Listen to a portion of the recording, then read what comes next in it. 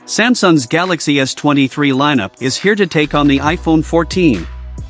Of all the models in Samsung's lineup, the entry-level Galaxy S23 is the one that competes with the regular iPhone 14. Both are compact phones with reasonable price tags, powerful internals, and a competent camera setup. If you want a new phone, what should it be, the Galaxy S23 or iPhone 14? Find out in our comparison in this video. So hey everyone, I am Ayush, and if you are new here, don't be shy, do subscribe now. Samsung and Apple offerings follow the same design language as their predecessor with some minor tweaks. The iPhone 14 looks similar to the iPhone 13 but has a 30% smaller front notch. As for the Galaxy S23, it looks similar to the S22 but now uses a more durable Gorilla Glass Victus 2 protection.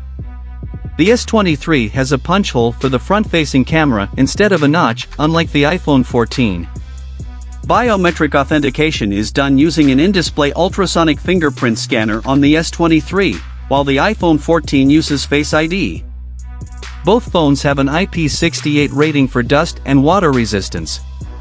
The display size on both the Samsung Galaxy S23 and iPhone 14 is identical. However, the S23 boasts a superior display in nearly every way, offering a dynamic refresh rate of up to 120 Hz and a brighter peak brightness. The higher refresh rate on the S23 results in a smoother user experience. Looking beyond these differences, the two phones pack excellent displays, and you can't go wrong with any of them. They get more than bright in direct sunlight, are protected by a durable cover glass, and have HDR support. The Galaxy S23 is powered by a 4nm Snapdragon 8 Gen 2 chip from Qualcomm, a customized version specifically for Samsung. This chip promises improved CPU performance by 30% and GPU performance by 40%, while also being more energy efficient. The iPhone 14 uses the 6-core GPU variant of the A15 Bionic chip, previously used in the 2021 iPhone 13 Pro. Although the A15 Bionic is an older chip, it still performs competitively against the Snapdragon 8 Gen 2. Samsung and Apple phones are extremely fast, and you won't encounter any performance issues. Do note that Samsung is using slower UFS 3.1 NAND on the 128GB variant of the Galaxy S23. So, consider upgrading to the 256GB model for better performance. iPhone 14 has emergency SOS via duct satellite, which can come in handy for some users. The Galaxy S23 offers no such similar feature. The Galaxy S23 offers a more flexible camera system, featuring a 50MP f/1.8 main camera with OIS, a 12MP f/2.2 ultra-wide camera, and a 10MP f/2.4 camera with 3x optical zoom. In contrast, the iPhone 14 has a dual camera setup consisting of a 12MP f/1.5 camera with sensor shift OIS and a 12MP f/2.4 ultra-wide camera. Thanks to the 3x optical zoom sensor, the S23 will perform better at taking photos with 3x or higher zoom. This versatility will also help creative juices flow more freely. Samsung has equipped the Galaxy S23 with a 12MP f/2.2 selfie camera, while the iPhone 14 houses a 12MP f/1.9 front camera in its notch. Both selfie shooters support autofocus for better sharpness and clarity. As for video recording, the Galaxy S23 can record 8K videos at 30 frames per second from the primary camera. Its other cameras, including the selfie shooter, can record 4K videos at 60 frames per second. While the iPhone 14 tops out at 4K, it can record and edit videos in Dolby Vision for stunning quality.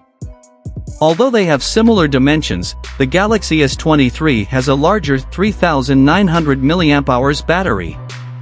Despite being equipped with more power-intensive components, such as a high refresh rate display, the base model of the S23 is expected to have a longer battery life than the iPhone 14. However, the difference may not be substantial as Apple is known for optimizing its products for optimal battery performance. Both phones can last a full day with moderate usage. The Galaxy S23 supports faster 25W charging, while the iPhone 14 has a 20W wired charging speed. The battery on the Galaxy S23 can be fully charged in approximately 70 minutes, whereas the iPhone 14 with a smaller battery will take longer to charge. Both phones have 15-watt wireless charging capability, and the S23 can even perform reverse wireless charging for other devices at 4.5 watt. Samsung and Apple don't bundle a power adapter with their phone, so consider buying one of the best USB-C chargers if you are in the market for one. The base price of the Samsung Galaxy S23 and the iPhone 14 are equal in the US, positioning them as direct rivals. Deciding between the two phones solely based on price is difficult.